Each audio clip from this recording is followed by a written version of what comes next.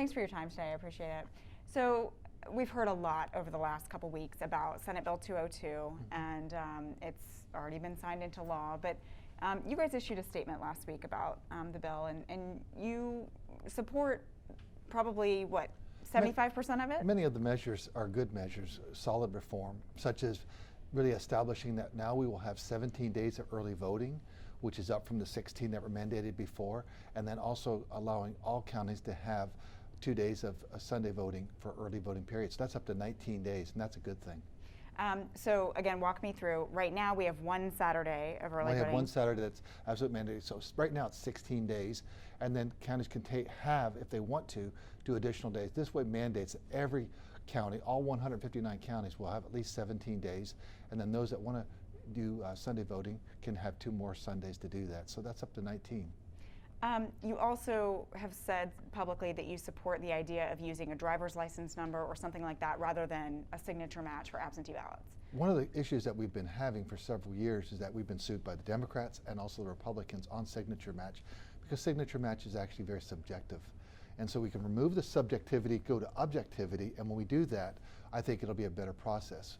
We connect voters to their driver's license number, also their birth date, day, month, and year, so we can verify who they are, and we can, once we have the verification of that voter, I think that's good, not just for the person that wants to vote absentee, but for all the other voters, knowing that that person's identity has been secured. There are those who've expressed concerns about that particular part of the bill, though, and specifically the fact that there are Georgians, there are voters who don't have a Georgia driver's license or an ID. What would you say to those people about those concerns? The procedure that we've implemented is very similar to what's being used right now in many red states and blue states such as Minnesota. And so if Minnesota is doing it, Democrats in Minnesota embrace that idea. I think Democrats in Georgia should embrace it also. There are some things, though, I know you don't agree with, so let's talk about those.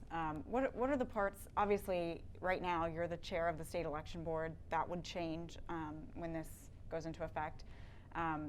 What are some of the other things that are not things you agree with? Well, the challenge with the state election board, when you have an unelected board commission authority, and that's who your chair is, who do they actually report to and what actually happens? And I've never been a believer in unelected boards, commissions, authority having very strong impacts in our society. The reason is that if Bob makes a decision and people don't like it, then all of a sudden he blames it on Mary, who blames it on Tom, who blames it on Linda, who then turns around and blames it on Bob. There's no accountability. When you have an elected representative that's the chair of the state election board, you can hold them accountable. And so at the end of the day, I think this will be something that voters in Georgia will probably regret sometime in the future. We just don't know when. 2005, everyone thought it was great to have no excuse absentee voting with signature match. I think people in 2021 realized that signature match didn't make sense. So sometimes it takes a while for the problems to arise, but I think eventually people will see that it's better to have an elected official that's actually responsible and will respond to the voters directly. How do you plan to manage being a non-voting member of that board? Well, our job is to make sure that they have the resources that they need to do their job. We have investigators. We're out there doing investigations of everything that's transpired during the 2020 election. We had a huge backlog. We've been working through 2015, 16, 17, and 18 cases, got that all cleared out, and a few 2020 cases had been brought before the state election board. So now it'll be probably 95% of 2020 cases. Big backlog, over 100 cases, but getting those resolved. So is there action there that they can send it to either the Attorney General's office for prosecution or to local district attorneys? Does this change whether you want to stay in this role and run again? Oh, there's still plenty for us to do in this role. We also oversee a lot of other areas of Georgians' lives, and sometimes perhaps too many. We have 40 different boards and 140 different licenses. I think we should look at reforming that. This General Assembly was very focused on many other issues, and so maybe that'll be something we can address next session, which I think would be a good thing, to really lower regulatory burdens on all businesses and all professional trades and occupations. I think would be a good thing. But also securities and charities. We've been very active really on the securities front to making sure that we can shut down scams. So that's another area of what we do. And then licensing, elections. And I think obviously elections is still the big focus. Because of the changes that we have for SB 202, there'll be an awful lot for us to work on to get that implemented with 159 counties. Let me ask you about the Dropboxes, because obviously the narrative out there is that this restricts Dropboxes.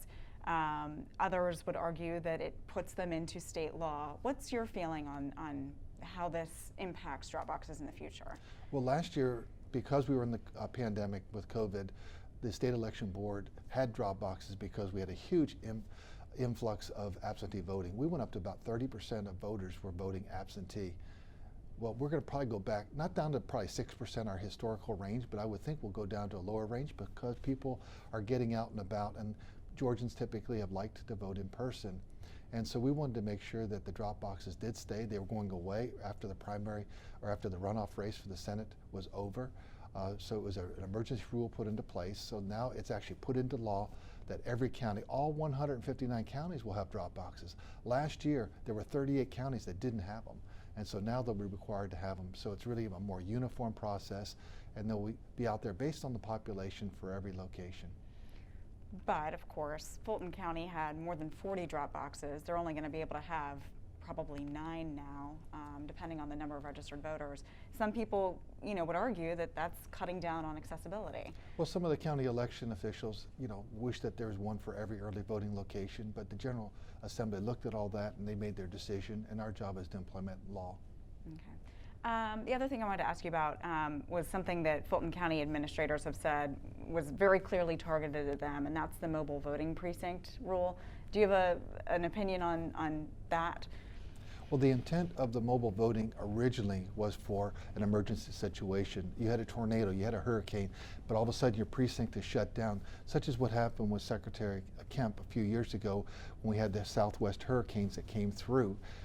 And so they lost a lot of their local precincts, so mobile voting made a lot of sense.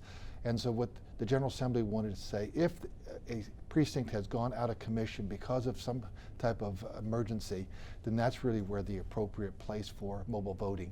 But they just didn't want them driving around, the county and really not having, an accountability measure in place. Okay. There's been a lot of talk about why this whole bill was needed in the first place, and you have been very vocal that there was not widespread fraud in the 2020 election here in Georgia, and very minimal cases, if any. So why was this overhaul needed, and why do you think it passed so quickly? Well, regardless of setting aside what happened last year, there was an awful lot of misinformation, disinformation, and Sidney Powell's lawyers have come out and really basically said that everything she said she made up. And it really set our nation, on edge. But setting that aside, to have a verifiable, objective way of identifying absentee voters was a good thing. We had been sued by the Democrats. Then after the election, we're sued by the Republicans. So we can really take that off the table and now have an objective measure. So I think that was a good measure to put into law. Many of the other items are really looking at how do we streamline the process to make sure that the counties can run the elections effectively. For example, we added ranked choice voting because what we saw in this last fall is that a state PSC race was going to typically would have had the runoff in December, and then you had the 2 Senate races a month later. So now with the ranked choice voting there, we can have one runoff no matter who it is, federal or state races, 4 weeks after. The last thing I want to ask you about is the thing that's really gotten the most attention across the country, and that's this ban on being able to provide snacks or water to people waiting in line. Is there a concern there? Well, what happened is that many of the candidates were actually using, giving water and snacks and things like that. They were really violating that 150-foot no politicking rule. And so you could get one candidate's water, and it was pretty obvious that they were really using it to kind of break through on the campaigning. So what the General Assembly would like that happen. If you want to give water, then go ahead and give that to the county election officials. Their precinct workers will come out and hand out the water on a nonpartisan, bipartisan method. But also, if you look at, we really have, I think, made great strides at defeating the problem of lines to begin with. In the fall election, the average wait time was 2 minutes statewide in the afternoon of election day. And so if we continue to have that progress, and also that's been codified in state law, that if any line is longer than 1 hour, the next election cycle, you have to then go ahead and bust that precinct in half or add additional equipment or additional poll workers. And that's a good thing to make sure we keep those lines short. But at the end of the day, poll workers will be handing out the water and other things like that, just to make sure that there's no campaigning within that 150-foot zone. All right. Anything else that you think is important to mention? I know it's a long piece of legislation. Oh, it is a long piece of legislation, and there's been an awful lot of misinformation, disinformation about it already. In fact, I've actually, challenged as if she's willing to it and she's brave enough to do it, Stacey Abrams to a debate. I threw out the idea any place, any time, but how about the Carter Center?